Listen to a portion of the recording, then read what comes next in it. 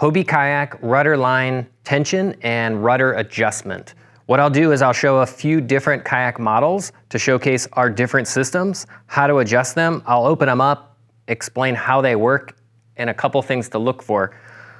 The first thing I'll talk about is the fact that our kayaks are made out of plastic, obviously, and this plastic actually can, in very small amounts, change shape even throughout the day.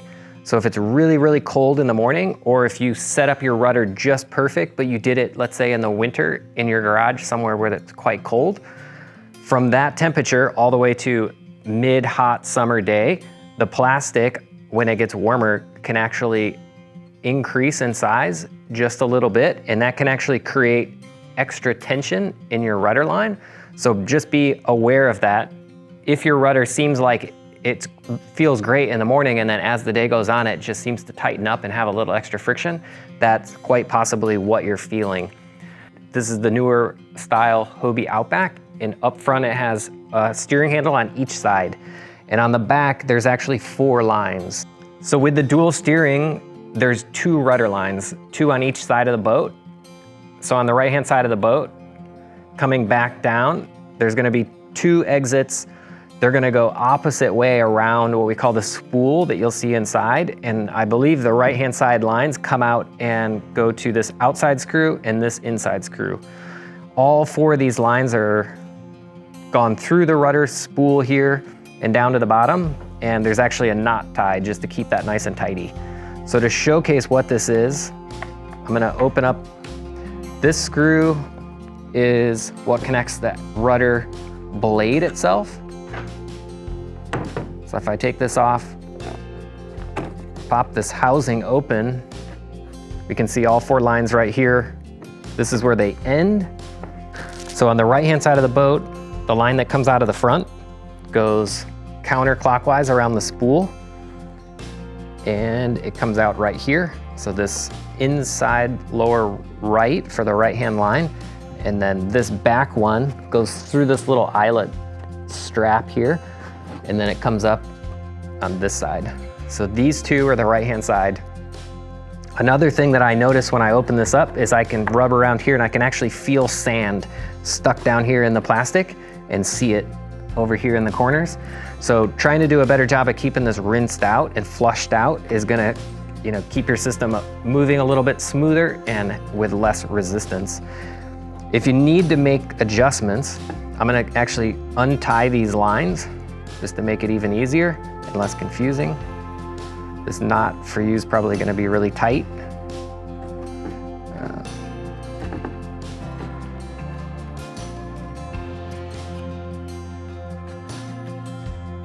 Pull these all out. And then when you need to put this back in, you wanna be really sure that you're putting the lines up and over this housing. And also on the front, just double check with your eyes when you go real low that the lines are up on that spool.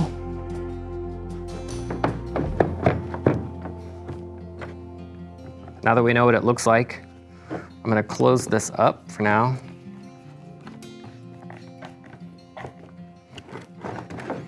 And yeah, as I feel that, I can hear a little bit of that sand.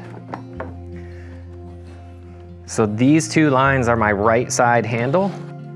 These 2 lines are my left side handle. You can even kind of put them like that, just so you're clear. And what you're looking for when you make any adjustments is you want both steering handles to be pointed dead center equally. If they're towed in or they're towed out, what that'll do is it'll make it to where you can't turn quite all the way one way or the other.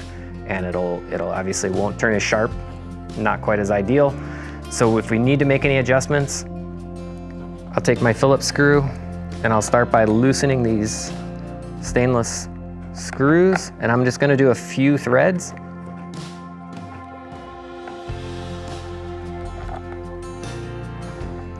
And you'll notice if I pick my Phillips in there, it's looped around the screw.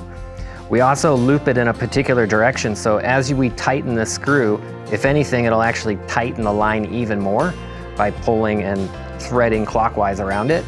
The other thing you'll note is there's a loop, but this end of it actually goes under. So as we tension it, it's gonna pinch that line even more. But with them just loosened up, what I'll do is I'll put this right about in the middle. I'll grab these lines and I can actually pull back and forth. Pull quite a bit of play out of there. And then with them, just holding them by your hand, you can actually take your spool and turn it, and we'll look forward and we'll look to that front handle and make sure that that's moving where we want it to move and there's not any play in it. And then when you're ready to tension them up, just keep a little bit of tension back here.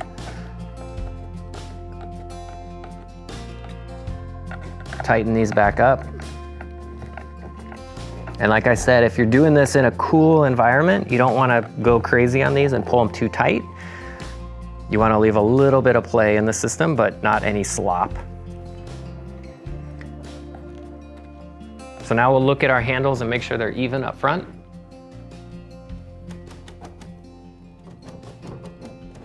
Feel both your handles, make sure they move, take a look back at your rudder.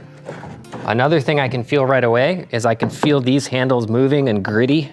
And I suspect, and I can see a little bit down inside there, I can see sand. So the same thing, when we're done with this boat, we'll just try to do a better job of rinsing these out, making sure that that's nice and clear. That'll help your rudder move even more freely. So once we've played around, we're happy that the handles are both pointing the same direction. We want to make sure all these are snugged up. And again, this is stainless steel, small threads going into a glass reinforced nylon. So we'll snug them, but don't go too tight because you can strip them. Once we're satisfied, these 4 lines, we can do what we did before and feed them down through there and then even knot them. And to do that, we're gonna have to open this. After we do that, we want to make sure we double check. The other thing is we'll open the Pro Angler later and you can see that what we do on that boat is we'll actually just tie the lines together. But there's a cover plate that makes that a prettier system. So the choice is up to you. I'm gonna go ahead and put them back where they were.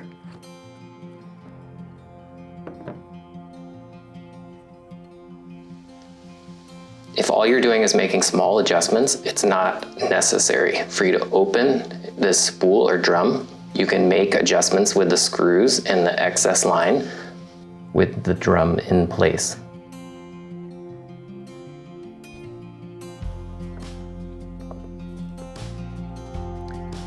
This is the Mirage Compass. This setup is gonna be actually very similar to the majority of our kayak models. So older Outbacks, all the Revolutions, the Sport, even the Adventure Island and Tandem Island, those boats are gonna be a little different because their rudders are mounted off the back of the transom, but it's a similar setup. This boat has 1 steering handle up front and it comes back. So there's gonna be 2 steering lines that come out. They go around the spool and then each of them goes to one of these screws and tensioned. And the ends of the lines are gonna be fed down through the boat there and you can see they're actually tied together. I'm gonna open this up by taking this screw out. This screw's holding this black plate to the rudder blade itself that's down here. So as I take this screw out, I'll be able to lift this plate off and show you, this is the end of the lines. They're just tied together. One's gonna come out of the boat here, the other here. One, when it's tensioned, is gonna turn the boat to the right, and the other one, when it's pulling and tensioning, it's going around this far side, and it's gonna turn the boat the other way. There's one other black line in there. That's the rudder pull cord that pulls the rudder up and keeps it locked up for the blade itself. Now that I've showed you the inside, I'm gonna tidy this back up. I'm gonna leave this knotted together because I can access a fair amount of line even with it knotted from the top, and then that'll make it nice and tidy when we close it back together. So as I close it, I wanna make sure both these rudder lines are going around the spool. They're up on that plastic spool. Close this. Reattach the blade itself.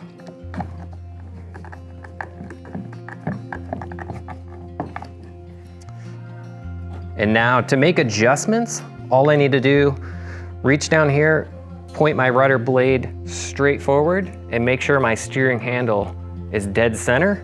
And if it's not, and I need to make adjustments, I'll loosen these. You can do one at a time or you can do them together. Just kind of take a few turns of the thread off of there.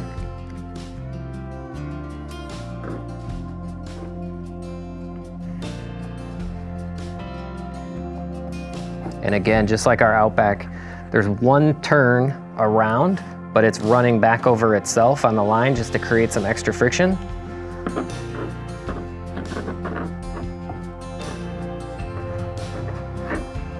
I'll tidy both these lines up. Turn this spool, make sure my rudder's dead center. Can go all the way one way, all the way the other.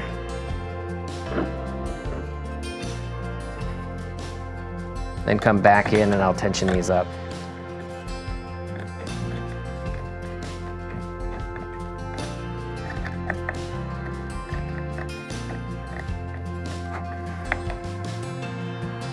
Now with them tight, do the same thing, just double check.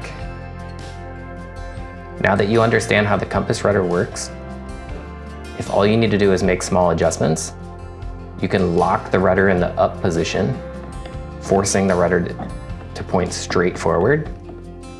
Loosen your screws and make small adjustments to aim your steering handle forward to match the rudder. All right, moving over to the Pro Angler, you can see it has this plate that's hiding the rudder. So we'll take these 4 screws out.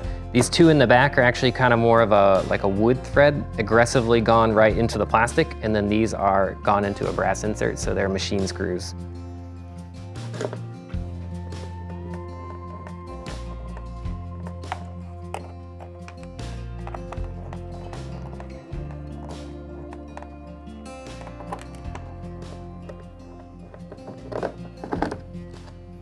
With those 4 off, this is the rudder plate spindle. There's probably a better name for it, but I can reach underneath, grab the rudder and turn this. There's 4 lines. There's a spectra that goes to the right-hand side of the boat. That actually comes across and goes to this screw. This is the left-hand steering handle on the left-hand side of the boat. It comes across onto this one.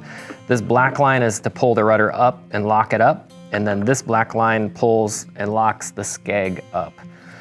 The lines are tied together just from the factory, but with them loose like this, with your rudder pointing straight forward, what you want is you want both handles to be pointing straight forward as well. And you can move this and you can see what's happening up front. So with each Pro Angler, there's an extra variable. There's this BOA system, and this tensions the rudder line.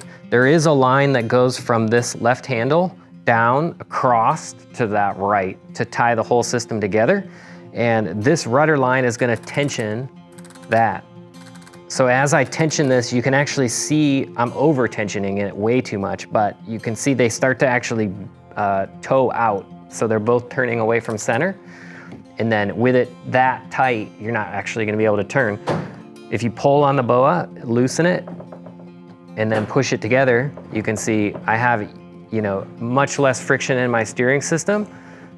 So once you understand where the BOA is and how it can make adjustments, if you still have an issue, if your rudders are, the 2 handles are towed in or towed out, and you still need to make adjustments, we'll move back to the back of the boat. So back here, if you do need to make any adjustments, a little Phillips head screwdriver, loosen up these screws. And one thing you'll note, instead of just 1 wrap of the line on here, on this Pro Angler, there's actually 2 total wraps. So even by pulling this, you'll probably struggle to actually pull much thread out of there. So you might have to take this all the way out and take 1 wrap out, make your adjustments, and then, without moving the system, loosen these screws up a little bit. You can put that 2nd wrap on there if you'd like.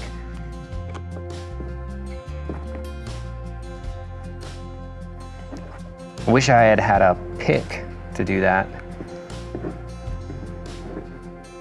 But what I'm gonna do, I'm actually gonna move this down to just 1 wrap, put my screw back in there.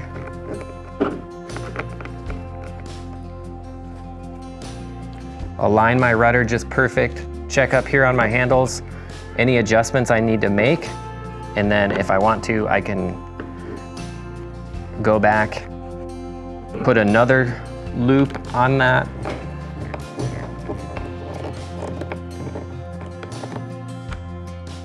So once I'm satisfied and everything's adjusted, I'm gonna just tidy these up again.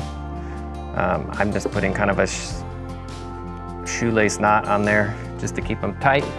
Put our rudder plate back on.